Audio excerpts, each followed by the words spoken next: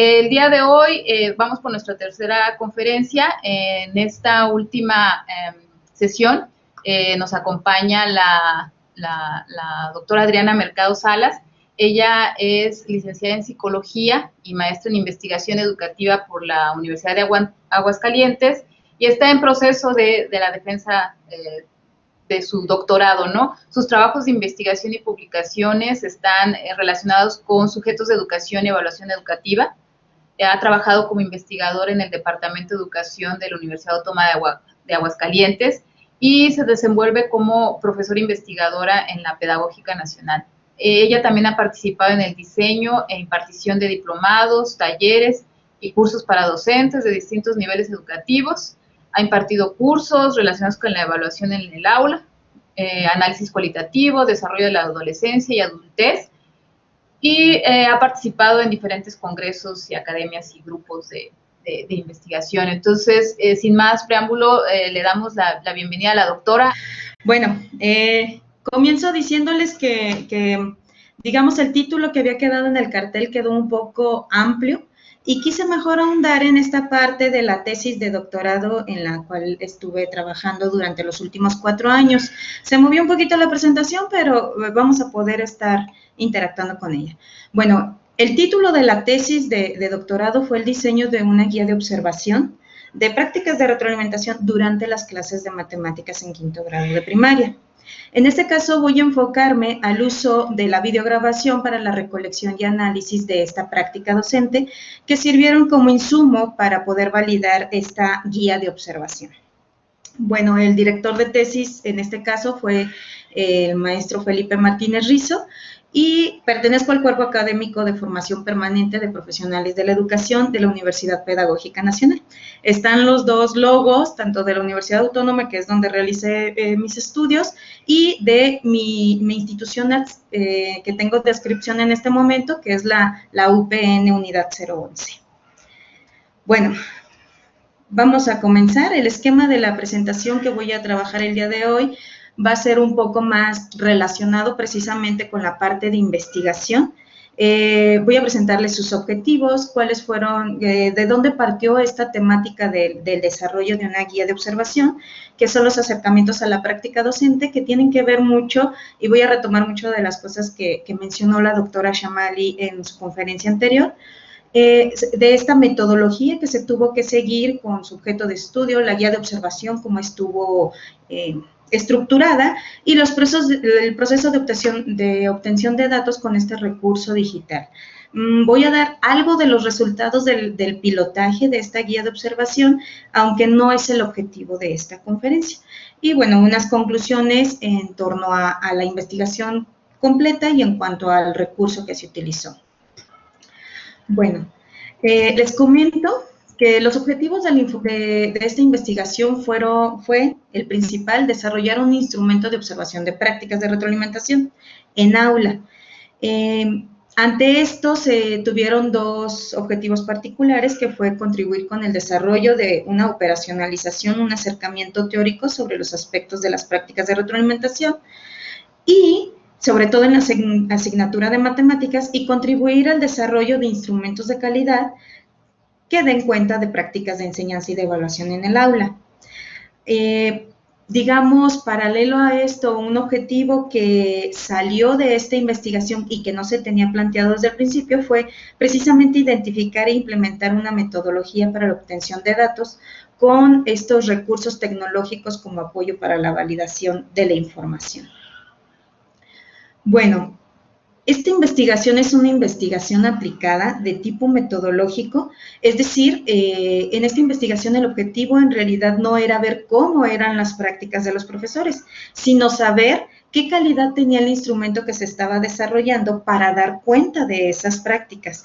Es decir, muchas veces caemos en estos errores de decir, tenemos el instrumento y digo que así son las prácticas, pero también perdemos de vista que a veces los instrumentos que podemos llegar a diseñar no son los más adecuados para dar la información acerca de, ¿no? Entonces, esta investigación solamente fue aplicada.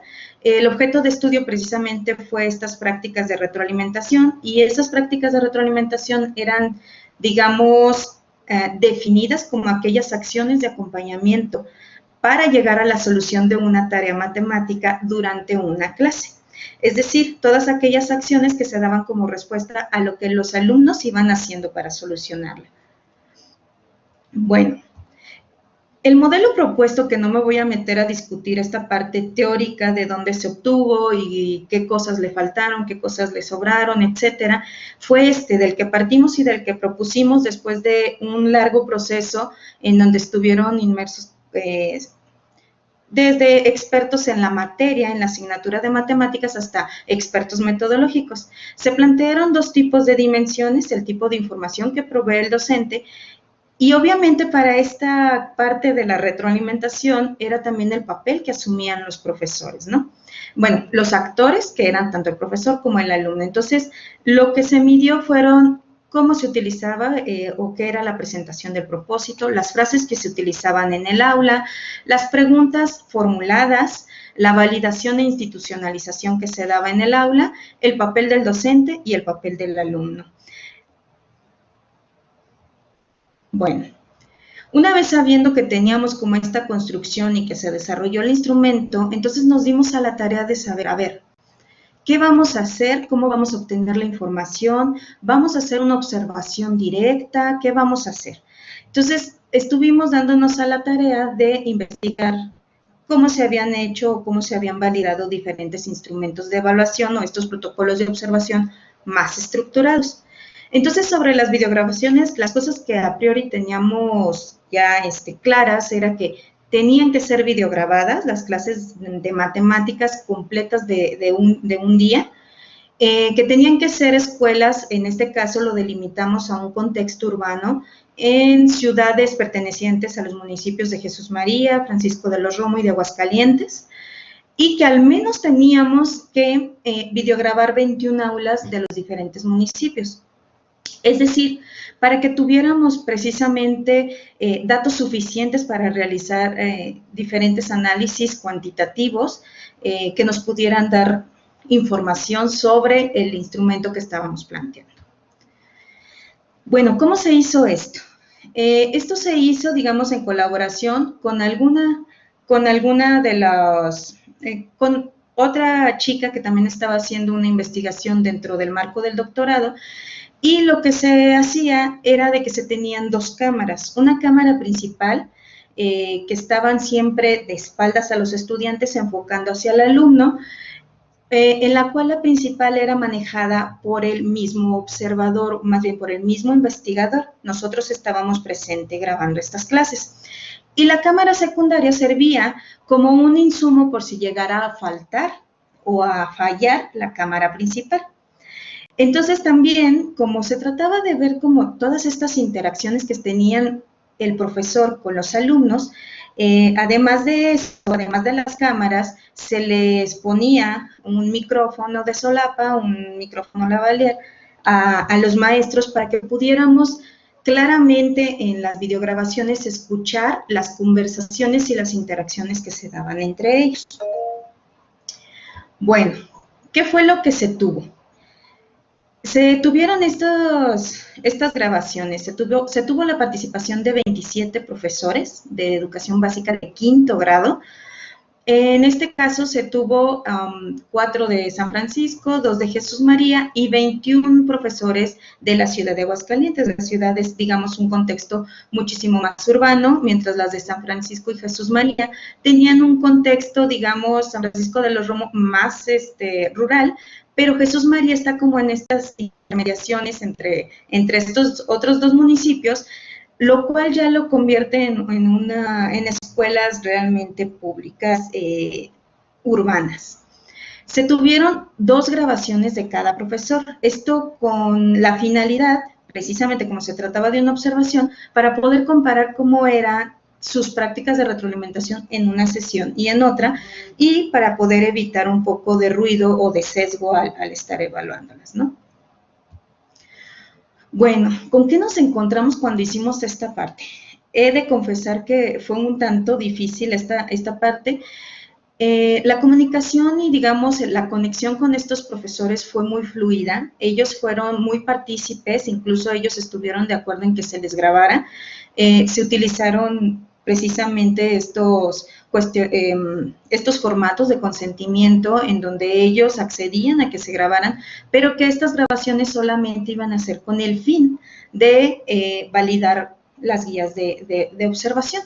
Entonces, los aspectos a destacar en esta etapa fue, obviamente, la capacitación técnica en el uso del equipo como cámara y micrófonos es muy importante, eso creo que ya es algo obvio, que aunque sí se trató de trabajar un poco, se trabajó antes de ir a grabar a los profesores, fue algo que en su momento a veces se nos juntaban 2, 3 grabaciones, entonces teníamos que tener muchísimo más personal para grabar. Que se tenían que prever aspectos como acceso a las fuentes de energía y su cercanía, porque también muchas de las escuelas tenían como todas estas conexiones disponibles, aspectos sobre la capacidad de almacenamiento, la movilidad del equipo durante la clase, porque hubo clases en que la actividad no solamente se requería dentro del aula, sino que era fuera del aula, por ejemplo, en el patio, en otro salón, etcétera. Y obviamente a partir de esto lo que sí se pudo elaborar fue como esta sistematización de pasos a seguir antes, durante y al finalizar la grabación. Obviamente hay otros 2 aspectos que no son tanto de la parte técnica, pero que sí se trataron de cuidar como estas conductas nerviosas, tanto del docente como de los propios alumnos, cuando veían la cámara o los niños que empezaban a platicarle a la cámara, y las conductas ideales por parte de los profesores. Al saber que íbamos a grabarlos, obviamente los profesores llegaban con unas clases bastante estructuradas, que no era nuestro fin, sino ver qué es lo que realizaban dentro de ellas. Y bueno, en este asunto, los aspectos éticos sobre la grabación de alumnos, la importancia de las cartas de consentimiento por parte de los padres de familia y de la confidencialidad de estos videos. Bueno, les comento que el cuestionario, bueno, no el cuestionario, el instrumento de observación que se elaboró tiene 3 secciones. La primera sección es como una sección muy de contexto, que es para saber aspectos contextuales y del propio profesor acerca de su antigüedad, etcétera, la cual no se validó.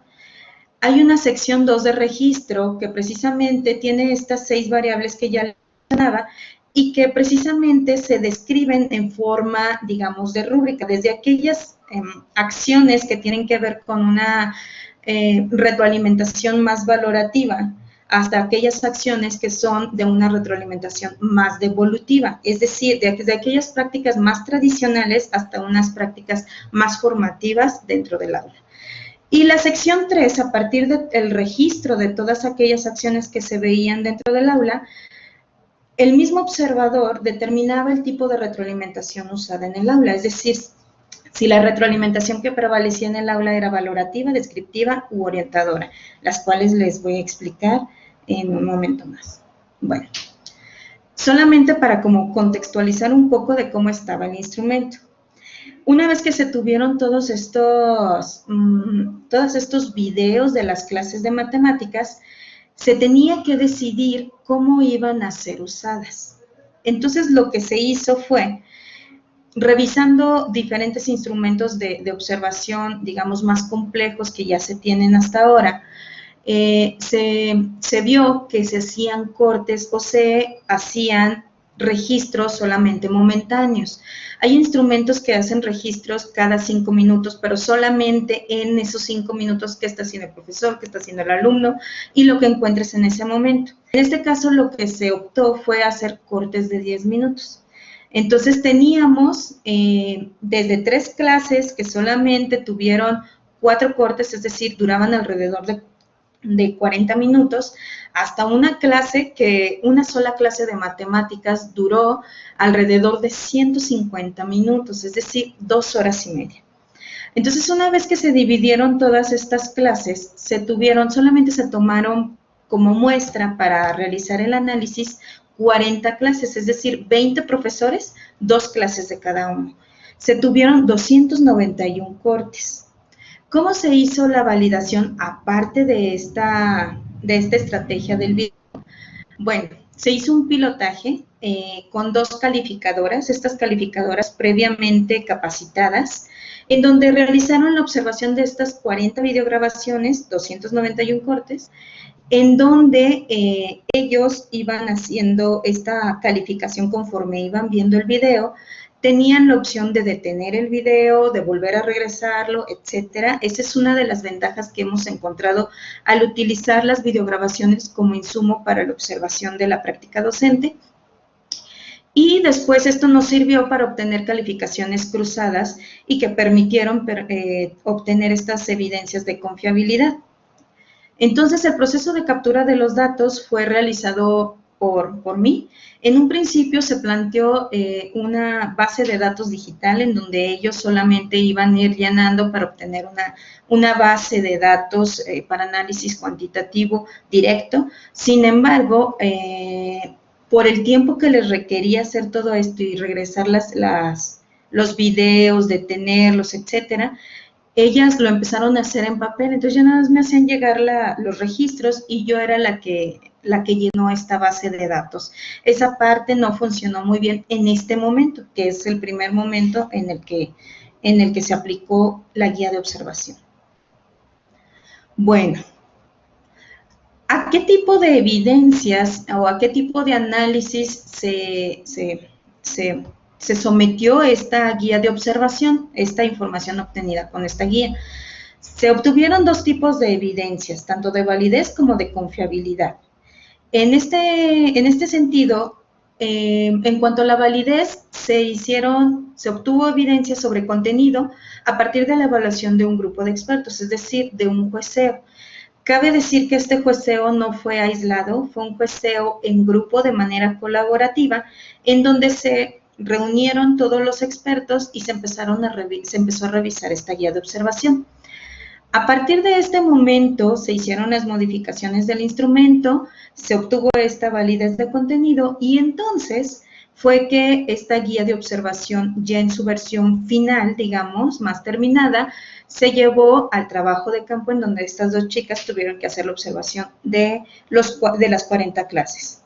A partir de los datos que se obtuvieron de las 2 observadoras, se obtuvo precisamente estas evidencias de validez de constructo, de consistencia interna, de confiabilidad, de concordancia y de teoría y se realizó también un análisis de teoría de la generalizabilidad.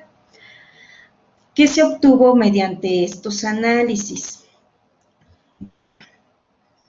Obtuvimos lo siguiente, solamente les presento lo que tiene que ver con la última valoración que hicieron, es decir, no de todos los demás aspectos. Mediante la última, se me hace que me salte una diapositiva.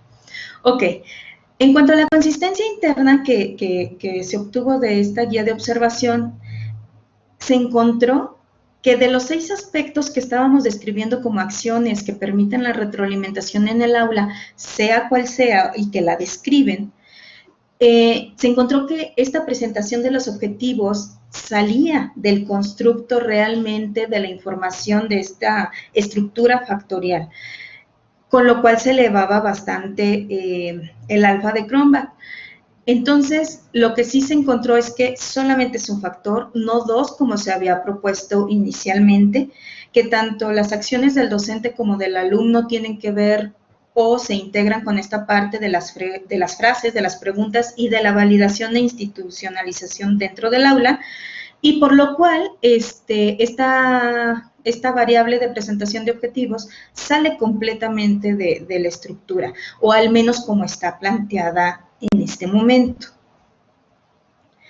Se hicieron algunos otros análisis de concordancia interjueces, es decir, se compararon aquellas calificaciones que daban las dos observadoras y se encontraban algunas cosas. Por ejemplo, cuando valoraron las 40 videograbaciones que hicieron esta valoración general, se encontró que el acuerdo neto es que en 10 de esas 40 videograbaciones la concordancia era completa. Sin embargo, cuando se daba este acuerdo más menos 1, se encontraba que podían coincidir hasta en 33, es decir, solamente en 7 de las clases las observadoras no coinciden con la valoración que dan acerca del tipo de retroalimentación que utiliza el docente. Un análisis importante y que llama mucho la atención y que puede ser un insumo incluso para esta parte de la observación con esta mediación de las videograbaciones, es un análisis de teoría de la generalizabilidad. Es decir, este análisis lo que nos permite es saber cuáles son las fuentes de error que existen cuando se da una observación. Entonces decimos, bueno, ok, yo parto de un modelo y ese modelo, ¿qué quiere predecir? Ok, quiere predecir qué tanto error se atribuye a los observadores, qué tanto error se atribuye a la misma variación de la práctica del docente de un día para otro, qué tanto error también se debe, por ejemplo, en este caso, a los cortes que nosotros definimos de 10 minutos.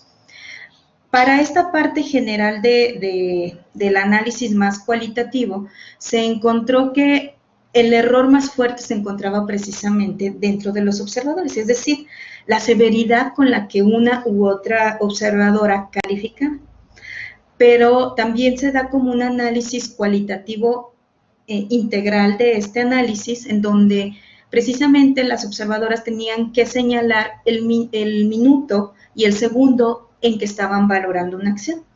Cuando nosotros revisamos dentro de los cortes de 10 minutos cómo eran valorados, encontramos obviamente que en los 10 minutos hay muchísimas acciones y que una observadora prestó atención más a una acción distinta que a otra. Entonces, en realidad, estaban valorando correctamente conforme a la guía de observación, pero no el foco de su observación no estaba en el mismo momento. Sin embargo, en la valoración general sí ayudaba como insumo para poder dar como esta información, ¿no? Bueno, no me voy a meter mucho en esta otra parte, quería dar a conocer más bien esta parte de la ayuda de los videos, porque para esta parte de la validación de instrumentos es sumamente importante dentro de la práctica docente, porque obviamente el hacer una observación directa en el aula, por un lado, requiere de muchísimo más recursos y por otro lado también requiere de una especificidad y una capacitación muy, muy fuerte, la cual no puede darse sin tener primero esta ayuda anticipada, ¿no? Bueno, en cuanto a los resultados, tuvimos una reducción del modelo, lo cual tampoco, digamos, puede considerarse como malo, sino que como que nos da claridad acerca de qué es lo que estábamos planteando. Los coeficientes son aceptables, pero podría eliminarse esta parte de la acción de la ayuda, de la presentación del contenido. Y sobre todo esta parte con la teoría de la generalizabilidad, esta parte de definir exactamente nuestra unidad de análisis y esta unidad de análisis entendida en los cortes que estamos utilizando. Bueno, ¿qué les puedo decir? A modo de cierre, pues, únicamente, aunque no lo aborde en este momento a profundidad, partimos de 3 fuentes teóricas, que fue la evaluación formativa, la teoría de situaciones didácticas de Brousseau, y la enseñanza eficaz del NCTM, que es un colegiado de maestros en enseñanza de matemáticas. Son compatibles en los estándares propuestos para la enseñanza de matemáticas, sobre todo para esta enseñanza eficaz con un enfoque formativo. El proceso de desarrollo con diferentes etapas y el trabajo colegiado durante el jueceo y combinación de diferentes perfiles ayudó mucho a la definición teórica.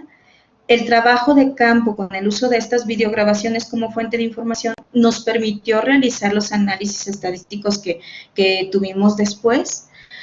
Y bueno, las limitaciones obviamente fue, por un lado, esta preparación de las observadoras, se necesita mayor capacitación y seguimiento, la decisión de una unidad de análisis distinta a los cortes de 10 minutos y que se debe partir de un modelo de análisis desde la teoría de la generalizabilidad de los datos a priori, es decir, que este modelo no surja de los datos que ya fueron obtenidos. Y en este caso es importante que muy probablemente una fuente de error podamos incluir clases que sean videograbadas y clases que sean presenciales para poder entonces sí dar información acerca de qué tan factible y de qué tanto contribuye a la confiabilidad de la información una herramienta como la videograbación de clases.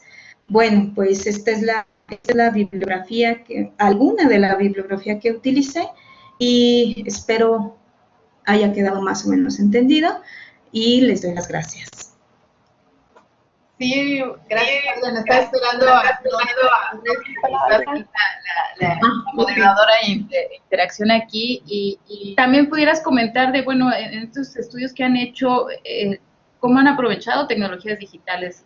Entendemos la modalidad semipresencial, la modalidad presencial, y con esta experiencia que tú tuviste, bueno, que pudieras relacionar de cómo pueden aprovechar estas tecnologías en el aula para hacer investigación, pero también qué otras cosas pudiera haber más relacionadas con el tema de tecnologías de información y comunicación. Obviamente, bueno, aquí lo que se trató de resaltar fue esta parte de estoy buscando, creo que me salté una de las diapositivas. Déjame la busco, porque precisamente el uso de este tipo de tecnologías ya se da en diferentes tipos de instrumentos de observación de práctica docente. Es decir, hay muchos protocolos. Aquí están. Muy bien, creo que ahora sí ya lo pueden visualizar. Estos acercamientos a la práctica docente utilizan diferentes tipos de tecnologías de la información, es decir, utilizan tanto la tecnología de la videograbación para las clases en aula, pero también utilizan la tecnología, por ejemplo, ya directamente, cuando utilizan la observación directa, utilizan ya sea estas tabletas inteligentes, etcétera, para poder ir llenando de manera eficaz y obtener una retroalimentación rápida hacia el profesor. Obviamente esto ya se trata de un trabajo de años en donde los instrumentos precisamente han sido como el principal objetivo de estas investigaciones. O sea, los instrumentos han sido validados en diferentes circunstancias, con diferentes contextos, con diferentes maestros, con diferentes observadores, y entonces se plantean diferentes formas de poder implementarlos, entre algunas precisamente con estos aspectos digitales o con el uso de tecnologías.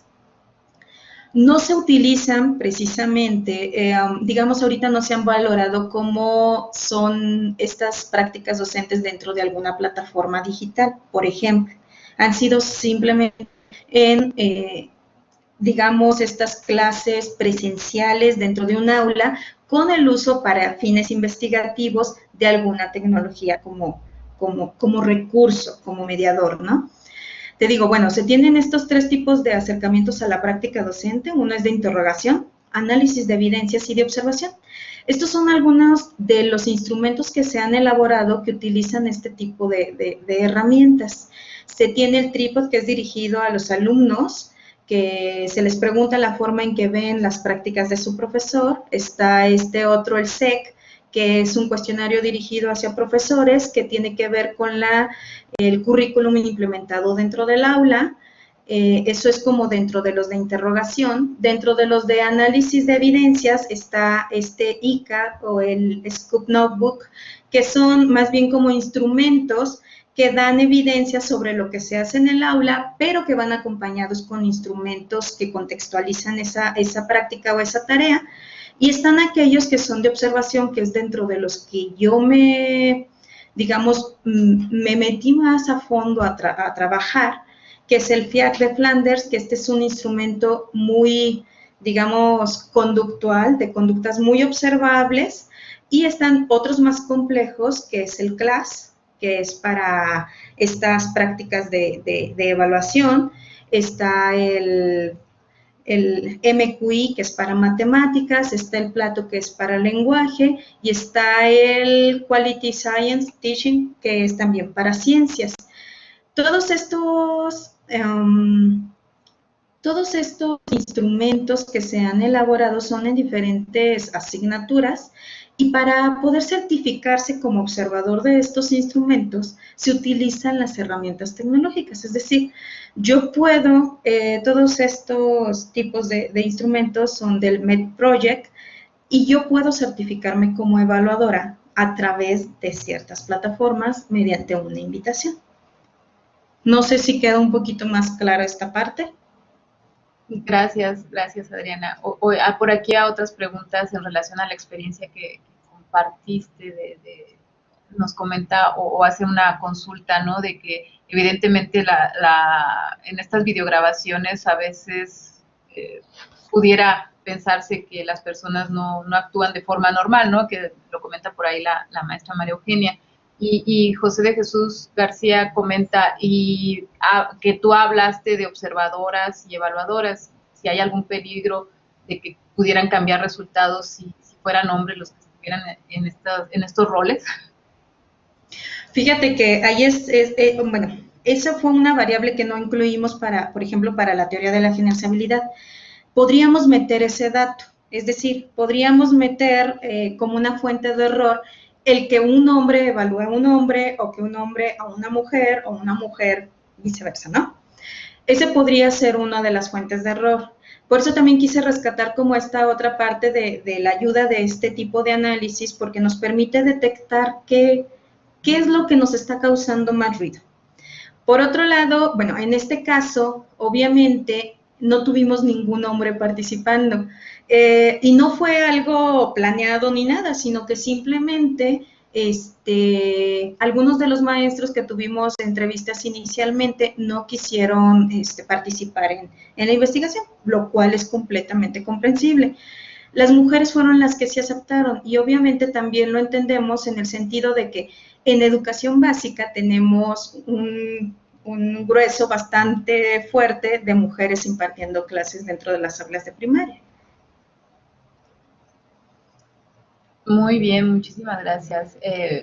Aquí comenta, ¿no? La maestra Irina Gutiérrez dice que no en todas las disciplinas o facultades se pueden aplicar pues este tipo de estudios, que principalmente, bueno, aquí hace referencia a la Facultad de Ciencia Administrativa, dice que son varios maestros que trabajan en la docencia, no son exactamente pedagogos, sino son profesionistas que dan clases, y comentan, ¿no? Que cada uno se debe esforzar por aplicar estas prácticas docentes. Y dices, bueno, en realidad el compartir estas experiencias de investigación en otros ámbitos, pues es como decir, bueno, efectivamente tenemos esta idea de que podemos acercarnos a buenas prácticas relacionadas con el uso de tecnologías en la docencia, pero pues también en la investigación cuando participamos en esas actividades, ¿no? Y de las dos pudiéramos aprovechar en algún momento cómo lo están haciendo otros. No sé si tengas algún comentario adicional respecto. Sí, bueno, en esta parte de que no todas las disciplinas o facultades pues somos pedagogos, sí, ciertamente eso es algo muy rescatable.